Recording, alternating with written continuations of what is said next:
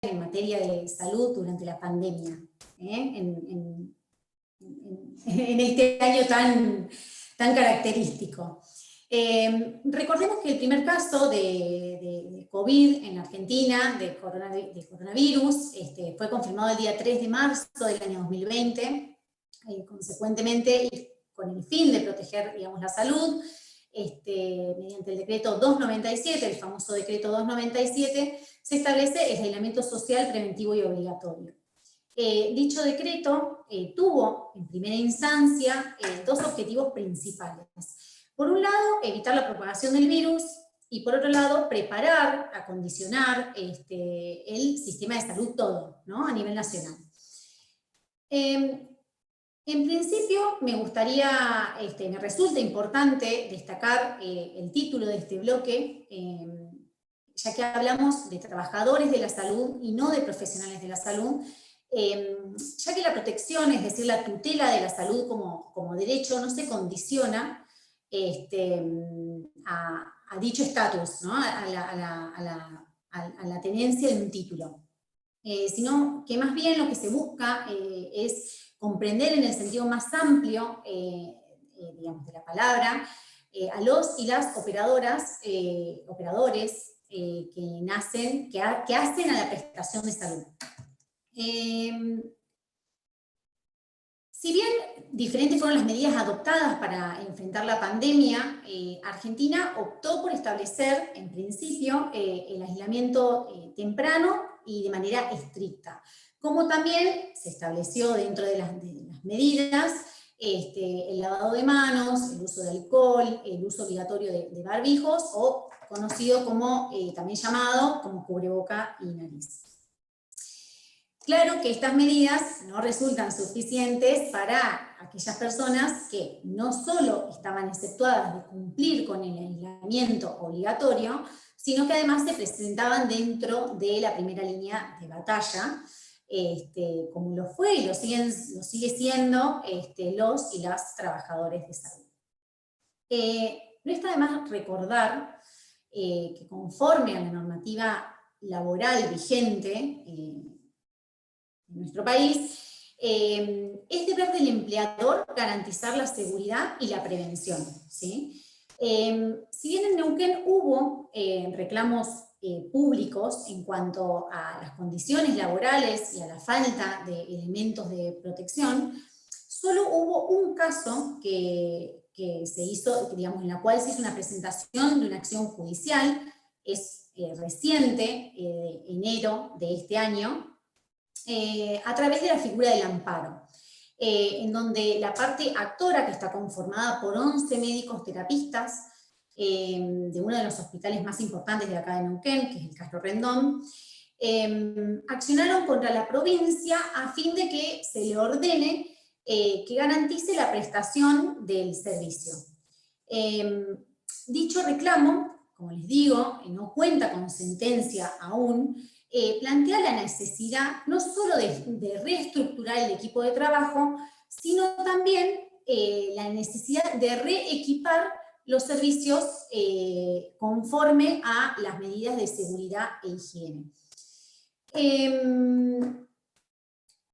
Nuevamente, no cuenta con sentencia, pero me pareció importante mencionarlo, ya que se trata de un caso local. El resto de los casos que hubieron locales no se presentó acción judicial, sino que fueron más bien reclamos hechos de manera pública y a través de manifestaciones, ¿sí? Pero no a través de acciones judiciales. Respecto de casos que sí cuentan con sentencia, es decir, en los que sí se presentó acción judicial, yo le envié a la doctora Ana Díaz, quien está coordinando estas jornadas, para que luego se las comparta a ustedes. Me tomé el trabajo de hacerle mención de algunos casos más relevantes que tuvieron sentencia. Tomé solo uno de los casos, ya que, bueno, en los considerando de la admisión de los diferentes reclamos, que son similares, y el que tomé fue Díaz Claudia y otro con Intense Life, Sociedad Anónima, y otro sobre acción de amparo. Este caso se trata de un grupo de enfermeras que son empleadas de Intense Life que prestan servicios para la clínica de internación aguda de rehabilitación y cirugía y que presentan una acción de amparo en los términos del artículo 43 de la Constitución Nacional, con el objetivo de que se proceda a brindar prestaciones necesarias, en primer lugar, para prevenir el riesgo, y en segundo lugar, para que se les garantice la seguridad laboral en el marco de la pandemia.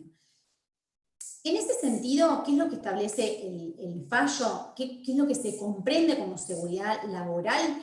Principalmente la provisión de elementos de seguridad que protejan y eviten el contagio del coronavirus. Yendo un poco más a lo que es la práctica procesal que establece la norma para accionar la acción de amparo, para iniciar la acción de amparo, fue necesario probar, por un lado, la verosimilitud en el derecho, como así también el peligro en la demora. Los considerandos del fallo se explica que dicha verosimilitud se manifiesta al encontrarse comprometidos el derecho a la vida y la preservación de la salud, los cuales gozan, digamos, de la protección en numerosa legislación nacional e internacional, que también se las puse en las placas que le envié la doctora Díaz, no solo nacional, sino también internacional, incluso con jerarquía constitucional. Por otro lado, el peligro en la demora, que se manifiesta en la necesidad imperiosa de contar con protección de todas aquellas personas que expresamente estaban exceptuadas de cumplir con dicho aislamiento mediante el decreto 297. Finalmente, el tribunal entiende que el derecho a la salud en su contenido, el derecho a la salud en su contenido más amplio, hace referencia al derecho de toda persona de gozar del más alto nivel de bienestar físico, mental y social, y que ello incluye la atención a la salud de manera oportuna, apropiada, con sus elementos esenciales, que además de esos elementos esenciales se pueda disponer, es decir, la disponibilidad, que sean accesibles, y por supuesto ello digamos, manifestado en la calidad de la prestación del servicio. No solo de los bienes, la calidad de la prestación del servicio, no solo en sus bienes, en los bienes que componen la prestación del servicio, sino también de las instituciones de salud. Por ello, de manera resumida, por el tiempo con el que cuento, el tribunal resuelve a favor de las accionantes. Por último, me gustaría mencionarles que en la ciudad de Neuquén, durante el 2020, se creó el comité de emergencia para la formulación e implementación, digamos, de políticas públicas que estén destinadas a mitigar el coronavirus, el COVID-19, como así también a nivel nacional se creó la ley 25.548, que lo que hace es crear el programa de protección al personal de salud ante la pandemia del COVID, que también les puse, les especifiqué en las placas cuáles son los objetivos que tienen tanto el Comité de Emergencia como el Programa de Protección al Personal de Salud. Y finalmente también hacerles mención que la Organización Mundial de la Salud, el año pasado, con motivo del Día Mundial de la Seguridad del Paciente, publicó una carta en donde fijó 5 pautas para adoptar a nivel mundial por los gobernantes, con el fin de mejorar la seguridad de los trabajadores de la salud y consecuentemente de esa manera garantizar la seguridad del paciente. Así que bueno, dicho esto, y estando un poco más específico y detallado en las placas, que seguramente más luego les comparta la doctora, agradecer, por supuesto, la convocatoria, Y bueno, desde acá, por supuesto, a disposición y agradecida, un honor para mí ser parte de esta red federal que se creó de institutos de derecho de la salud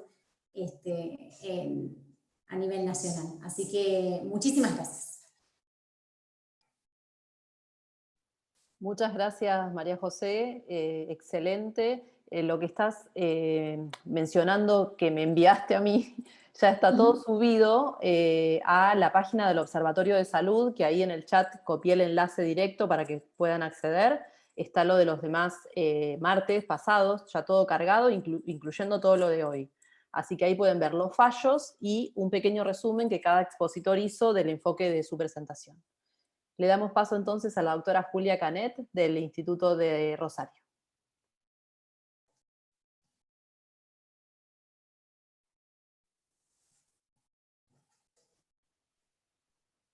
No, sí, a ver, espérame que aviso porque no...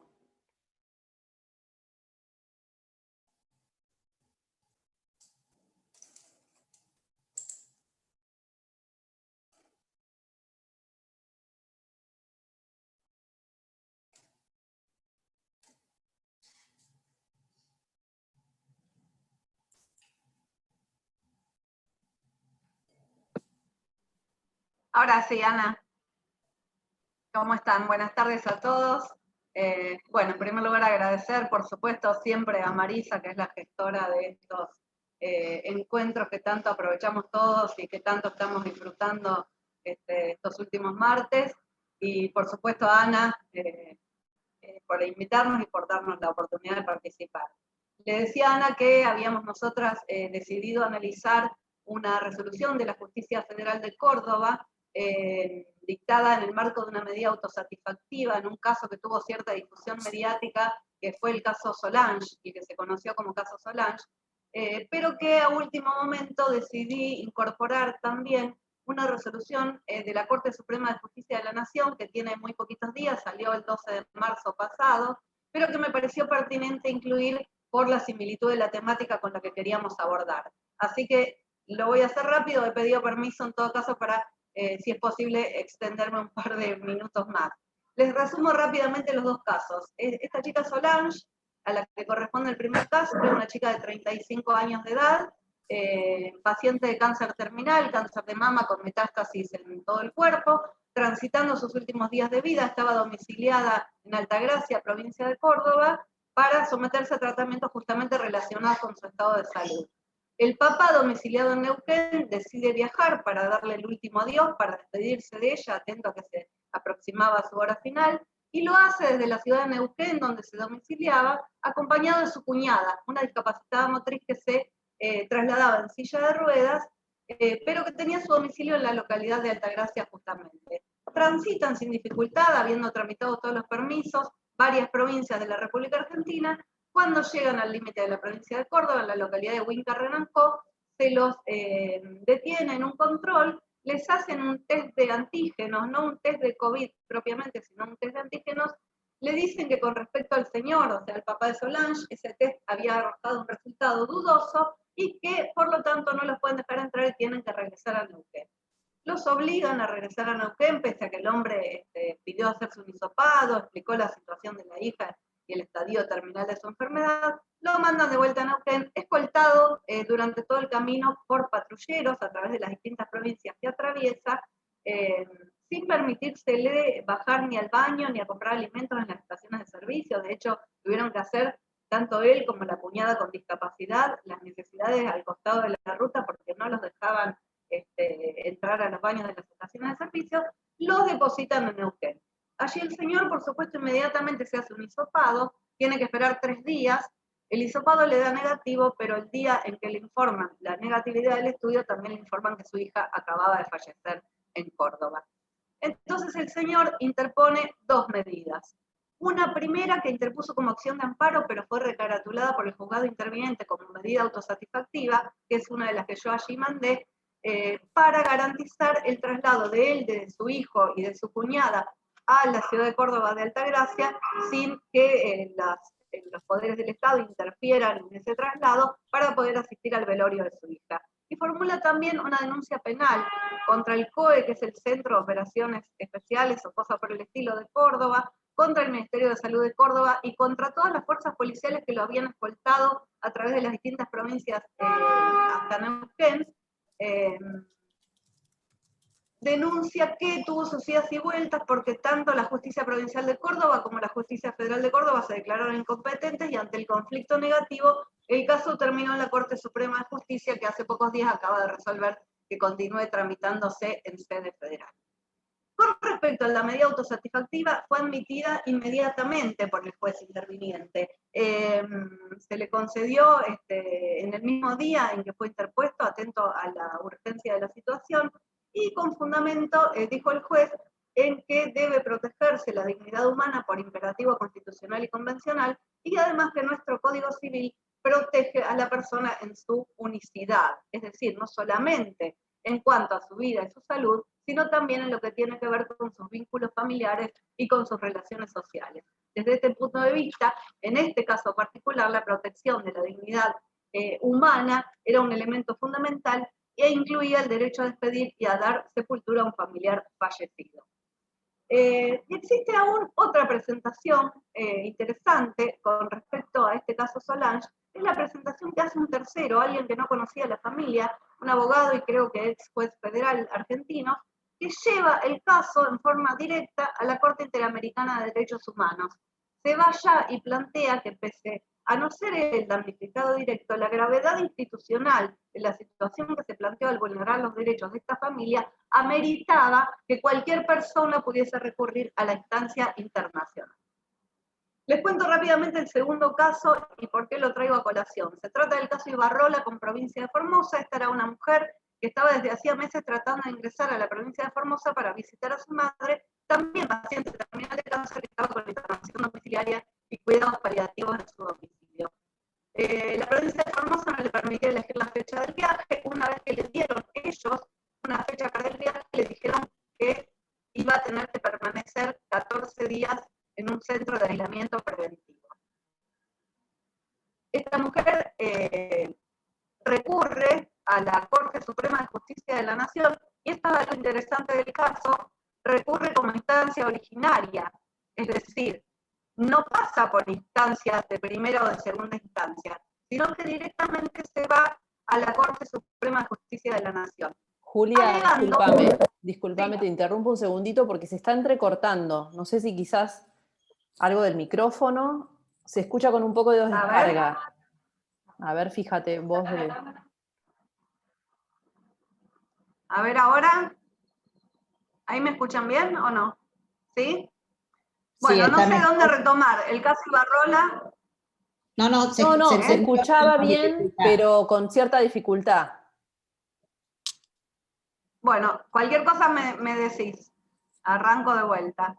Arranco desde el caso Ibarrola con Formosa, entonces. La mujer quería ingresar a Formosa, la madre en Clorinda, y le dicen que es obligatorio que pase 14 días en un centro preventivo de aislamiento. No le permiten realizar el aislamiento o la cuarentena en su domicilio particular. Entonces recurre, esto les decía que era interesante, alegando la gravedad institucional de la situación, a la Corte Suprema de Justicia de la Nación como instancia originaria. Se va directo a la Corte, no pasa por primera ni por segunda instancia. Lo fundamenta en la amenaza a derechos fundamentales, constitucional y convencionalmente protegidos, como la igualdad ante la ley, la libertad de circulación, la dignidad de la persona, el derecho a la salud, y dice que las disposiciones que la provincia de Formosa adoptó, y no en vano se trata de la provincia de Formosa, y no en vano terminó Formosa con un alzamiento social hace poquitos días que salió en todos los medios, que realmente las restricciones que ha impuesto han exagerado brutalmente las medidas para hacerlas cumplir.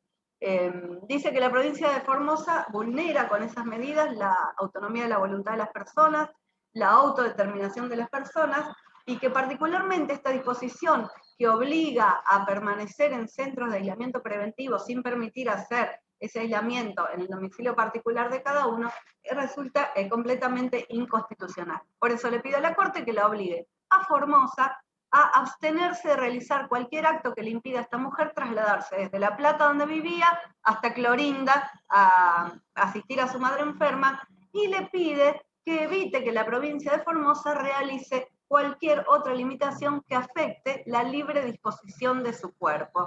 Esta referencia al cuerpo y a la disposición del cuerpo, después vamos a tratar de volver sobre eso, me resulta a mí muy interesante. La Corte le hace lugar, dice que más allá del tema de la competencia, que no está claro si corresponde o no la competencia originaria de la Corte, pero le hace lugar, entiende que la excepcionalidad de la situación y la gravedad institucional ameritan que la Corte intervenga, aunque sea para despachar la medida cautelar. Le hace lugar y dice, destaca algo que se había dicho ya en el fallo que comentó Ana el otro día, en el sentido de que, si bien es cierto que no hay derechos absolutos, no menos cierto es que el poder del gobierno para recortarlos de acuerdo a sus necesidades es mucho menos que absoluto. Y dice, y fíjense esto que es interesante, los tribunales están obligados a analizar con creciente rigor las intervenciones sobre los derechos individuales y más aún a medida que las mismas se tornan más intensas y prolongadas. No solamente tiene que estar justificada la intervención o la restricción por una norma, digamos, por una cuestión formal, sino que se tiene que poder justificar también la proporcionalidad y el alcance de esa medida. Por supuesto que la Corte le reconoce a la provincia de Formosa el derecho de establecer restricciones para evitar la propagación de la enfermedad y para paliar la pandemia, pero le recuerda que esas intervenciones siempre tienen que estar respetando los estándares constitucionales y convencionales a cuyo cumplimiento nuestro país se ha obligado. Como ven, los casos presentan muchas aristas, podríamos hablar de la diferencia entre medida autosatisfactiva y amparo, podríamos hablar de este concepto de gravedad institucional que amerita el recurso a instancias internacionales o a la propia Corte como instancia originaria. Pero a mí me parece, tratando de hacer rápido, que lo importante del caso, la cuestión central que acá se plantea, es la colisión o la manera en que vamos a resolver la colisión entre derechos fundamentales, por ejemplo, el derecho a la salud por un lado y el derecho a la libre circulación por el otro, que son todos derechos humanos fundamentales, frente a las restricciones que se imponen en virtud, por ejemplo, de una pandemia. Es decir, la pregunta es, ¿de qué manera vamos a poner límites a la acción estatal sin vulnerar a la salud pública? ¿Qué pasa cuando el derecho a la salud colisiona con otros derechos fundamentales? ¿O qué pasa cuando el derecho a la salud se corta? Pero es apenas, lo que sí creo que quizás no te acerques tanto al micrófono, quizás. Puede ser eso. A ver. Un Ahí. poco más atrás. A ver si está mejor. Decía, yo no sé si desactivar la cámara, Ana, directamente, porque parece que hay mala señal de internet. No sé. Probá con desactivarla para poder continuar, a ver. A ver. Vamos avisando cualquier cosa. Bueno, les decía, me parece a mí que la cuestión central a abordar en este punto es qué ocurre cuando el derecho de la salud colisiona con otros derechos, o el derecho a la salud, entendido como el derecho a gozar del más alto nivel posible de salud, que es obligación del Estado garantizar, colisiona consigo mismo. Activo la cámara a ver si... ¿Por qué digo que el derecho a la salud colisiona consigo mismo? Porque el derecho a la salud reviste una doble dimensión. Por un lado tiene una dimensión individual, es decir, el derecho al disfrute y a la realización individual, a disponer de mi cuerpo como mejor me parezca, y que el Estado tiene una obligación negativa en ese sentido, una obligación de no hacer, una obligación de no tomar injerencia, una obligación de no intervenir sobre la manera en que, de acuerdo a mi autonomía de la voluntad, elijo llevar adelante mi vida, mi salud, mi enfermedad. Eso es por un lado, una dimensión individual. Por el otro lado, el derecho a la salud reconoce una dimensión colectiva. El Estado está obligado a proteger la salud pública, máxime ante una situación de pandemia, y tiene una obligación de hacer, de establecer un plan de acción, de tomar medidas preventivas, de garantizar las prestaciones de salud. Entonces, está claro que el Estado está absolutamente legitimado desde este punto de vista para tomar medidas legislativas, económicas o técnicas que tengan por objeto la protección de la salud pública. Y está claro también que frente a la falta de medidas farmacológicas, si no hay vacunas, si no hay medicación, ¿qué puedo hacer? Puedo tomar medidas restrictivas de la libertad de circulación y del contacto entre las personas, como cuarentena o distanciamiento social o aislamiento. Pero me parece que es importante destacar acá que la pandemia no se puede reducir a una cuestión biológica, que la pandemia es también, y yo diría es sobre todo, una cuestión social. Y me parece que desde este punto de vista, las medidas que se han ido tomando, las restricciones que se han ido tomando en pos del control de la pandemia, han ido construyendo cada vez más una frontera muy rígida entre el interior y el exterior, entre el espacio privado y el espacio público. Y el espacio público, a su vez, ha sido cada vez más acaparado por las fuerzas del orden. Militares, policías, gendarmes son cada vez más habituales en nuestros espacios públicos. En este contexto me parece que esa dimensión individual del derecho a la salud de la que hablábamos va cediendo frente a la preocupación colectiva por la salud pública. Cada vez más la relación del individuo con la salud y con la enfermedad, e inclusive con la muerte, va dejando de ser una cuestión de la vida privada y pasa a instancias del poder estatal. Ahí me parece una especie de biologización de lo político que cada vez más desplaza esta dimensión individual. Y el cuerpo de las personas, y acá vuelvo al cuerpo que decía esta señora Ibarrola, que no me limiten la libre disposición de mi cuerpo. El cuerpo de las personas ya no es más considerado tanto individualmente, sino que es considerado como parte del patrimonio biológico de toda la nación. Que eso es lo que se debe proteger, la salud pública por sobre la salud individual en todo caso, porque la salud individual, en los casos como los que vimos, consiste en el derecho a morirse acompañado, consiste en el derecho a que tus seres queridos te acompañen en la última enfermedad. De esta manera me parece que no podemos admitir, o por lo menos esta es mi opinión, no me resulta admisible que estas intervenciones puntuales justificadas por la emergencia se conviertan en una forma permanente sobre el control de nuestras vidas. Máxime cuando es tan fácil controlar nuestras vidas para el Estado a partir de la evolución de la tecnología, ¿no?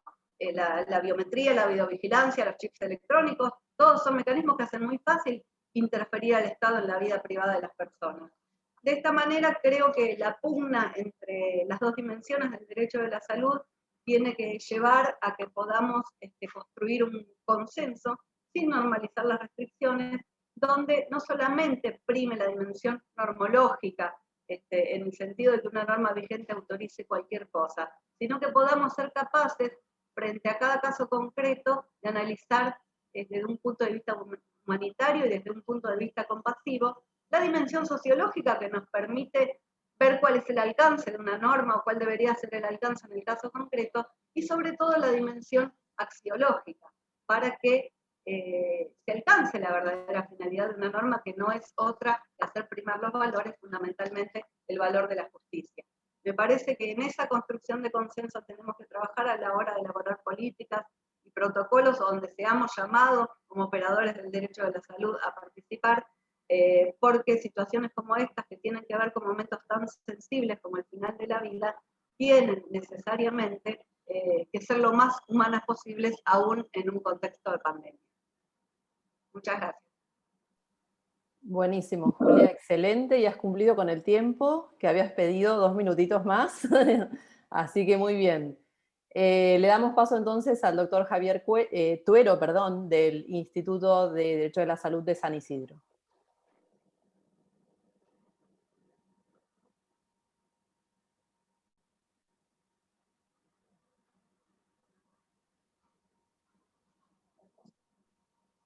Javier, no podés, a ver, está silenciado, ya te... Ahora sí. Perfecto. Ahora sí.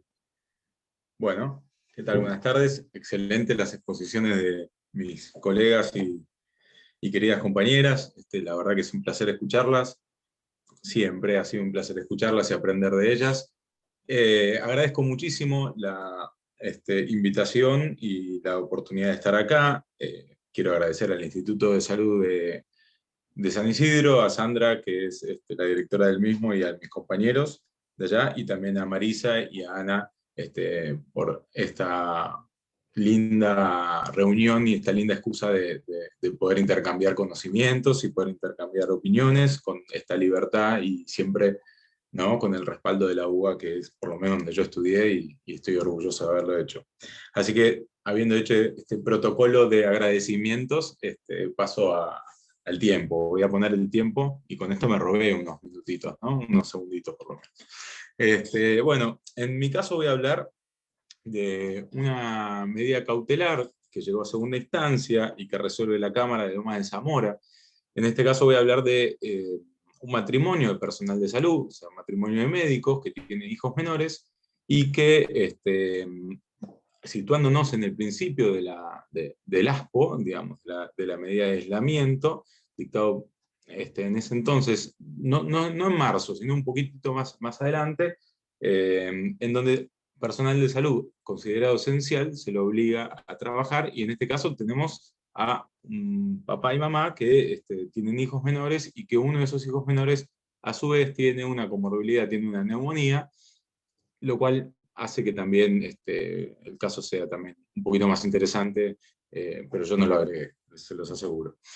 Bueno, estos padres se ven obligados por el municipio para tener que ir a prestar tareas, ellos se niegan, no tienen con quién dejar a sus hijos, y entonces presentan un amparo con una medida cautelar, y esta medida cautelar es la que yo estoy comentando y es la que fue atacada y llegó a segunda instancia. Bueno, la medida cautelar tenía la finalidad de efectuar, prestar tareas en ese nosocomio, y voy a pasar con un pequeño machete de algunas cuestiones que se fueron hablando y diciendo en esta medida cautelar.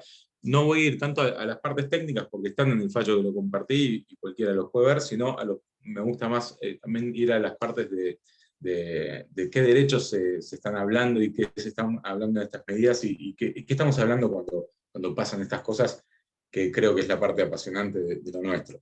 El derecho a la salud tiene una transversalidad impresionante en todo otro tipo de normativas, en otro tipo de derechos, que hace que lo nuestro sea tan difícil y tan jugoso al mismo tiempo, porque nosotros vamos a la facultad y estudiamos derecho penal, derecho civil, derecho societario, armado así, y en cambio el derecho a la salud, lo estamos viendo en esta pandemia en vivo en derecho, somos testigos de esto, cómo atraviesa absolutamente todo, y cuando el gobierno saca un decreto, el Poder Ejecutivo saca un decreto, tiene que instruir a todos los ministerios a que cada uno saque distintas resoluciones, distintas normativas, porque abarca todo. Aquí estamos hablando de cuidar a la salud, estamos hablando de medidas restrictivas, que como bien dijo mi colega, tienen que tener una delicadeza y un cuidado con respecto a la razonabilidad de esas medidas, a la proporcionalidad de esas medidas, a la temporalidad de esas medidas, para no afectar a los derechos humanos que nosotros suscribimos en convenios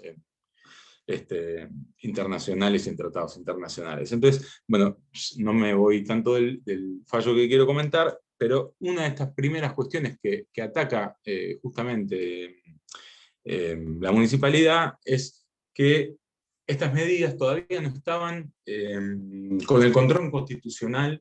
Digamos, el juez termina dando la razón, les cuento el final de la historia, el juez termina dando la razón y les da la posibilidad de que se queden al cuidado de los hijos.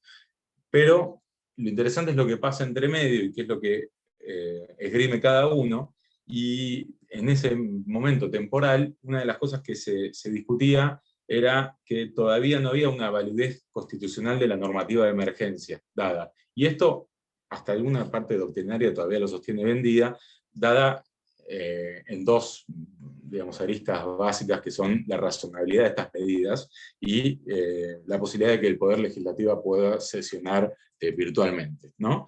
Entonces, este es el primer ataque que hacen, y el segundo ataque que terminan haciendo es con respecto a cualquier medida cautelar con los requisitos de la misma, que no estaban dadas la verosimilitud del derecho, la urgencia y demás, y que se quejan también o argumentan de que, algo que yo lo estoy escuchando en muchísimos prestadores de salud, que esto está pasando, y está pasando muchísimo, no solamente en prestadores de salud, sino también está pasando en otros tipos de organismos públicos, que dicen, bueno, previo a la pandemia, ¿qué?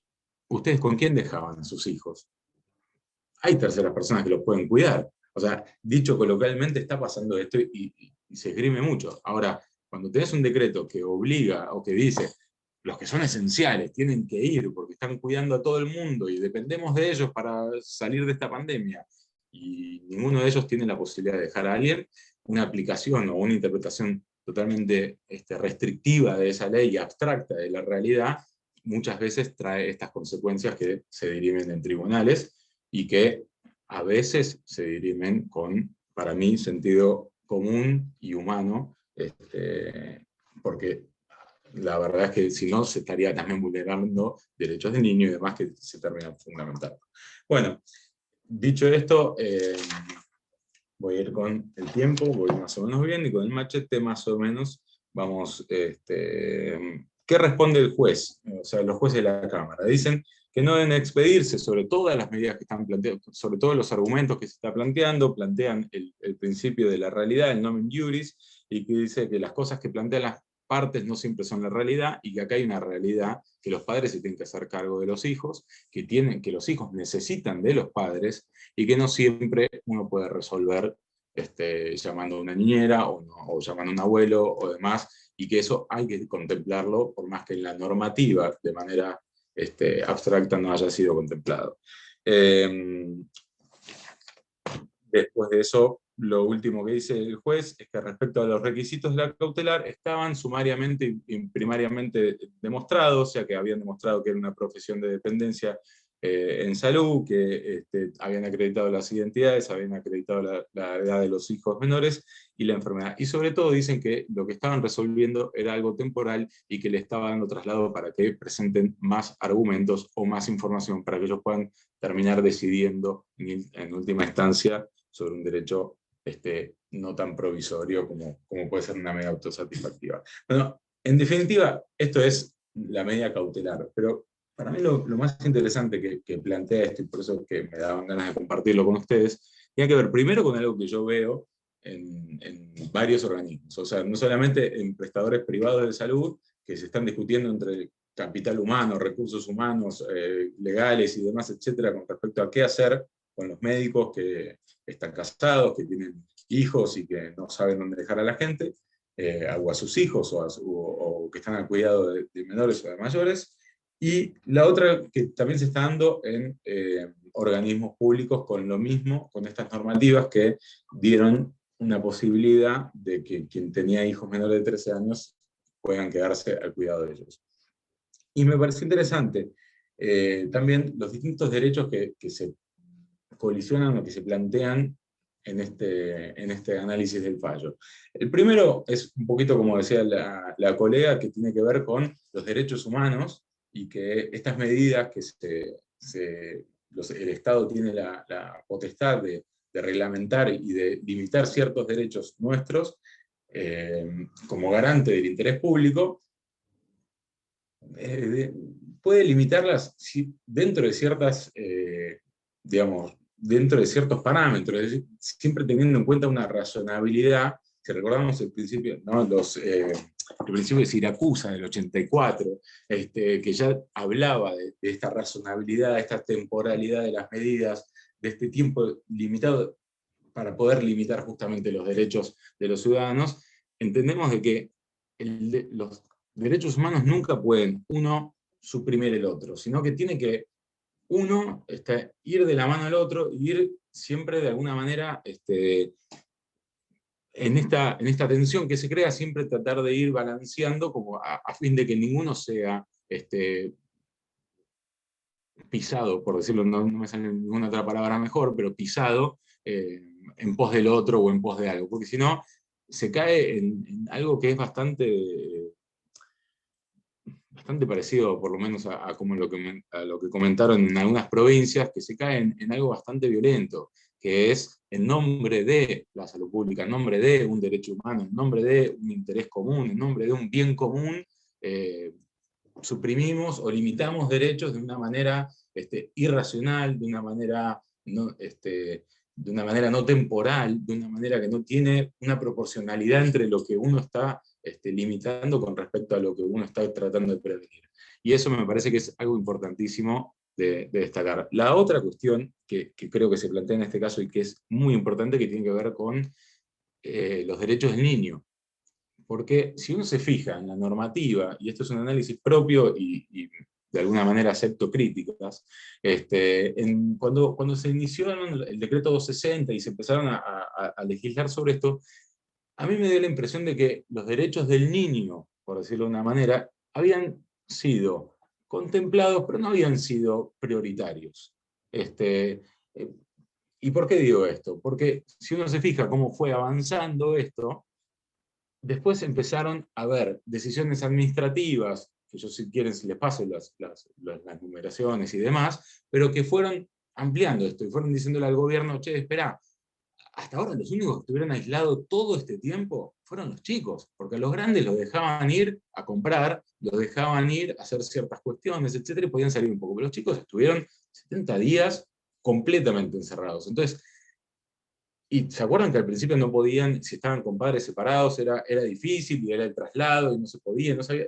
Entonces, a mí me da la impresión de que al principio se tuvo en cuenta a los adultos mayores, se tuvo en cuenta a los chicos, pero no en un carácter prioritario como lo plantea, por ejemplo, la Convención de los Derechos del Niño en su artículo 3, cuando dice claramente que los estados, cuando tienen que legislar o tienen que hacer alguna de estas medidas, tienen que pensar como prioridad el interés superior del niño. Y esto me parece a mí, por lo menos es una idea personal, que cuando uno lee la legislación y cómo fue evolucionando y cómo después el gobierno fue reaccionando a eso, diciendo, bueno, ahora los chicos van a poder salir a pasear 500 metros cerca de su casa y demás, cuesta acordarse de esas cosas, porque parece que ya pasó muchísimo, pero pasó, es como que el grito de los chicos fue creciendo a medida que pasó el tiempo. Y el silencio, cuando debería haber sido por ahí plasmado su voz mucho más fuerte desde el principio, no se escuchó tan, por lo menos es mi impresión, no se escuchó tan desde el principio. Y me parece que esta medida cautelar escucha esa voz, porque los chicos, el interés superior del niño, uno no lo puede entender como algo estanco, sino que lo tienen que entender, y ya se ha dicho extraordinariamente que se tiene que entender como algo amplio y que uno lo tiene que evaluar en su contexto y que tiene que ver cuál sería eso. Y qué interés mayor que esté con sus padres en un momento donde va a estar encerrado, y donde sus padres van a estar expuestos, agotados, exigidos y demás, tratando de curar a los demás. Entonces, en este contexto, realmente pedir que un médico no pueda estar con su hijo y que lo cuide un tercero, y el padre realmente también deshumaniza esta ley, por lo menos es mi opinión, deshumaniza esta legislación, y esto debe ser contemplado. Hay una gran diferenciación entre lo que puede llegar a ser un trabajador esencial y un trabajo esencial, ¿no? Entonces, unos estaban dados por todo lo que decía el decreto con respecto a las distintas medios de transporte, fuerza pública, demás, que eran trabajos esenciales y que, bueno, tenía ciertos grupos de riesgo que estaban priorizados y que estaban también con la posibilidad de no asistir.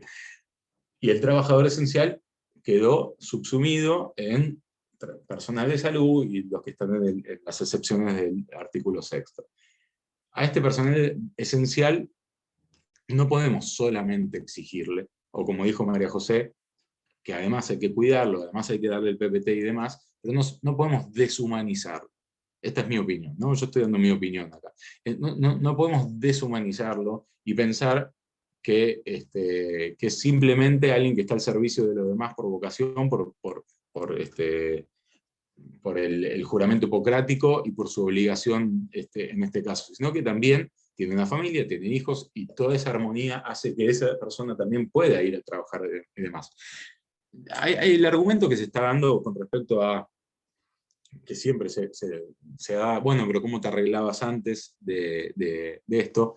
Bueno, sinceramente, puede llegar a ser un argumento, pero desde mi punto de vista no es tan válido, sobre todo en este tipo de casos, como el que estoy hablando. No estoy hablando de todo en general, porque siempre me equivocaría si generalizo, pero en este tipo de casos, como se está hablando, con lo que estoy hablando, es un argumento falaz, porque todo cambió para el personal de salud, y todo cambió para el personal de salud que estaba en primera línea de batalla en un aislamiento preventivo y obligatorio. Entonces, realmente pensar que se podía dejar con un adulto mayor, cuando estos adultos mayores eran claramente un grupo de riesgo, y cuando todavía no teníamos ni siquiera ciertas medidas que saber para su cuidado, era un absurdo completo. Por eso, al principio de la charla, dije que este fallo estaba temporalmente ubicado al principio de la pandemia. Entonces, este tipo de cuestiones me parece que son fundamentales y que van de la mano con un poquito lo que pusieron mis colegas y mis compañeras con respecto a los derechos del niño. Me voy a mirar el tiempo, no sé si me pasé, creo que estoy justo en los 15. Si me dan un minuto más, cierro un poquito esto. Y algo súper importante que se basa el juez es en el artículo 28 de la Constitución Nacional. Es decir, en que uno no puede alterar con una ley, en este caso los decretos del Poder Ejecutivo, derechos que están en la Constitución amparados y que están dados por la Constitución. Entonces, esta tutela de los padres, esta posibilidad de los padres de ejercer su responsabilidad parental y de estar con sus hijos, no pueden ser vulnerados por una legislación, en este caso, cuando está demostrado que necesitaban estar con estos chicos, por lo menos primariamente en una medida cautelar. No sé si me estoy olvidando algo de lo que más o menos dije que iba a hablar, pero para mí el fallo pasaba por este lado y lo que quería compartir más o menos pasaba por este lado. Si me acuerdo de algo más o algo por el estilo, yo lo que les puedo decir es que el personal de salud, yo que trabajo en un lugar donde se presta salud, se siente expuesto, se siente juzgado, se siente extenuado, se siente con miedo. Es bastante difícil a veces exigirle además, cuando en casos particulares como no tenían con quién dejar a los chicos y demás, además que sean sobrehumanos y que puedan resolver su situación familiar cuando a nosotros también nos cuesta y no estamos por ahí tan expuestos. Entonces, me parece que es un punto que tenemos que ver y que la interpretación abstracta de la ley nunca es algo, desde mi punto de vista, positivo. Bueno, nada más. Agradezco y si me olvidé algo, después lo agregaré. Bueno, Javier, muchas gracias. Otro respetuoso del tiempo, así que genial. Genial porque se hace muy dinámico y la verdad que mientras los escuchaba me daba gusto. Y volvemos siempre a agradecerle a Marisa porque genera estos espacios de encuentro. A pesar de que no podemos compartir el mate con Julia, que ahí vemos que está con su mate, pero bueno, por lo menos tenemos estas oportunidades, que quizás la pandemia tiene mucha cosa mala y fea y dolorosa, pero nos hizo esto de encontrarnos virtualmente a charlar de lo que tanto nos apasiona y nos desvela como los temas del derecho de la salud. Felicitarlos a los tres, de cada uno me llevo algo, aunque todas sus exposiciones fueron muy ricas. María José, me encantó el enlace que hiciste con seguridad del paciente, porque el EPP, el equipo de protección personal para el personal de salud, se relaciona en forma directa con la seguridad del paciente, así que muy, muy buena esa conexión. Javier, el foco que pusiste en los niños como grupo de protección especial y vulnerable, más allá de la atención que se genera también ahí, por eso comento lo tuyo a renglón seguido de lo de María José, porque tiene que ver con el personal de salud, y Julia, el cierre, evocando a nuestro maestro de allá de tu tierra, con las tres dimensiones, ¿no? Cómo lo normológico, que quizás los tribunales, los juzgados, la corte, están viendo en tensión y cómo aplican tal o cual norma, pero a su vez lo sociológico y a su vez lo axiológico de nuestro querido Miguel Ángel Ciuro Caldani. Así que, bueno, agradecerles, el chat tiene millones de felicitaciones. Vamos a ver si hay alguna pregunta. Recuerden que el material, ahí pusimos el enlace, pero está subido al Observatorio de Salud de la UBA. Todos los fallos, todos los resúmenes, y bueno, a ver, no sé si... Son todas felicitaciones. Todas, sí. Todas No. felicitaciones, el placer de oírlos, lo interesante, lo bien explicado que estuvo. Algunos comentarios en relación a este punto de Javier en torno a los niños. De todo el país, felicitaciones, excelente, claro, contundente.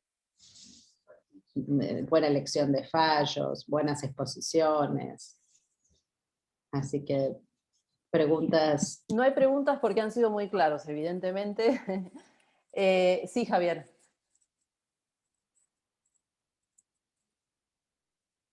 Hay este tema de los micrófonos, a ver. Es que los bloquean todos desde el Zoom de la facultad.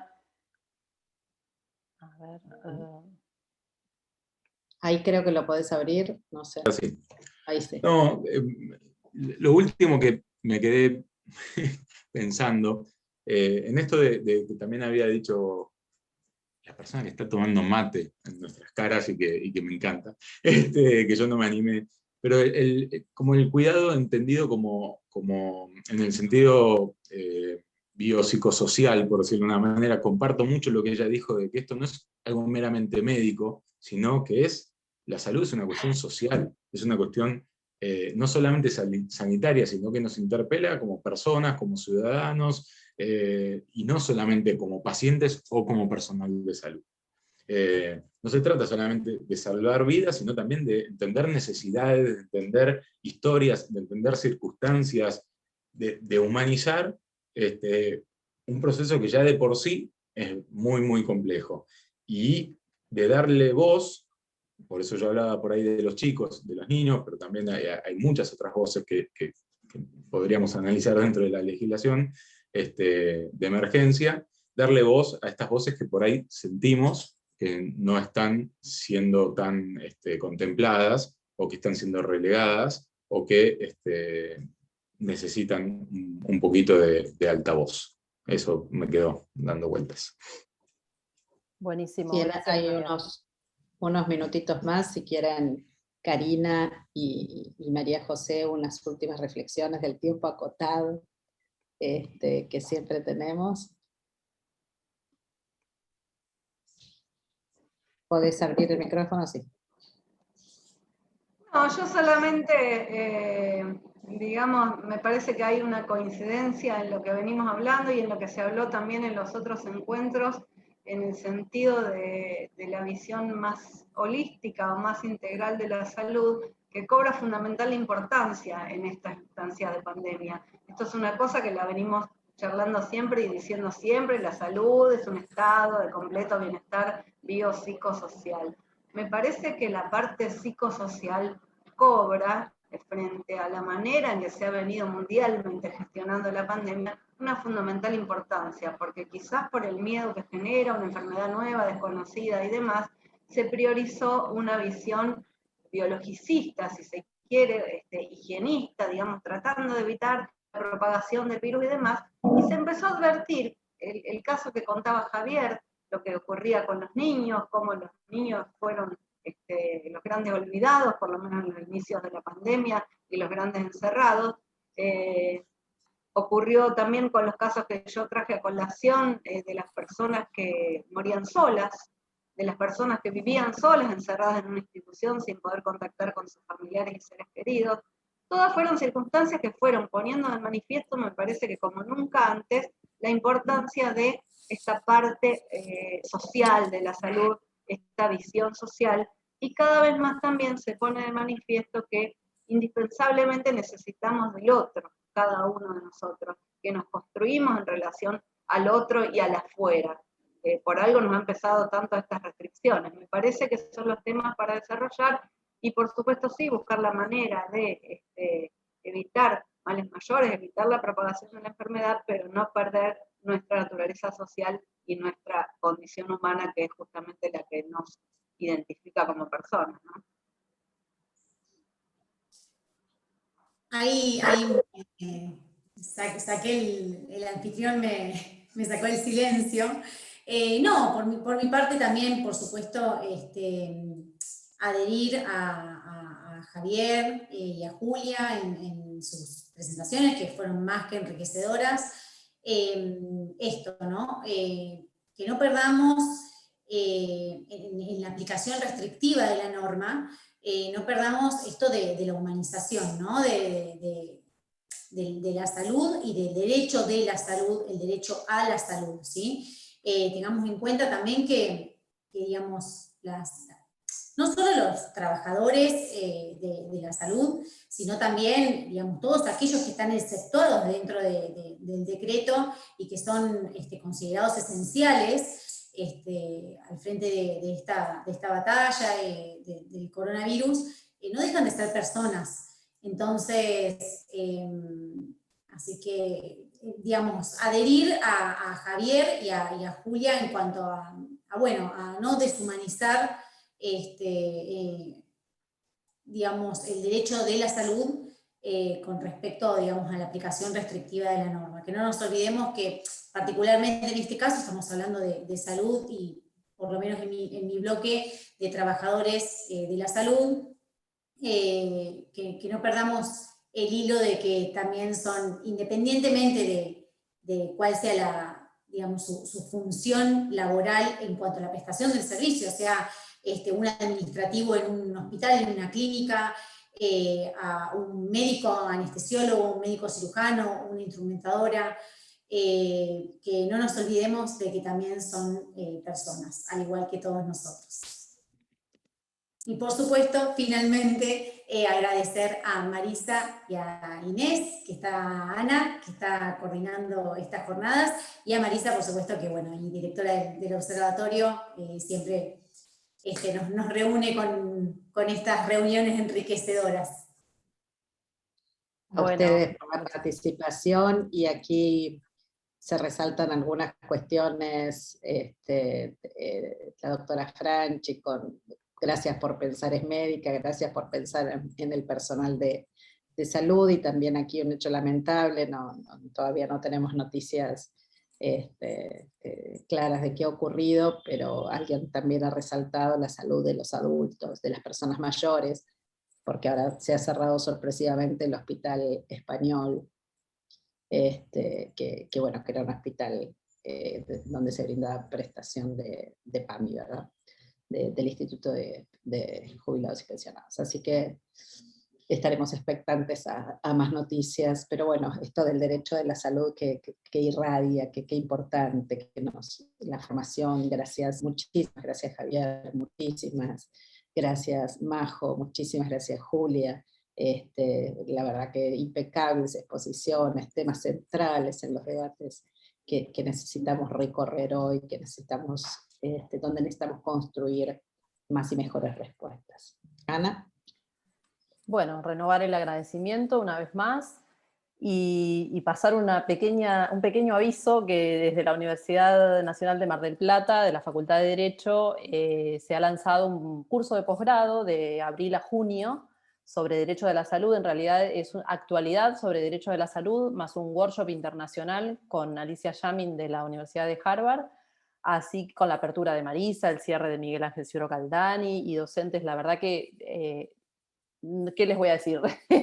Estamos realmente contentos de cómo ha quedado ese diseño, y vean igual toda la oferta, porque desde el observatorio está el de salud digital, que ese es, la verdad, increíblemente completo, porque si uno mira el desarrollo del programa es impresionante, la palabra es esa, está abordado creo todo ahí, todo lo que es tecnología vinculado a derecho y a salud, así que, y bueno, y entre otras cosas que irán viendo en las redes que vamos publicando, que arrancamos en enero con el diseño de esto, no sé si se acuerdan, con este espacio, porque la verdad es que la pandemia ha hecho también que el derecho de la salud esté en permanente, digamos, enfoque, y que tengamos que estar muy atentos a lo que está sucediendo.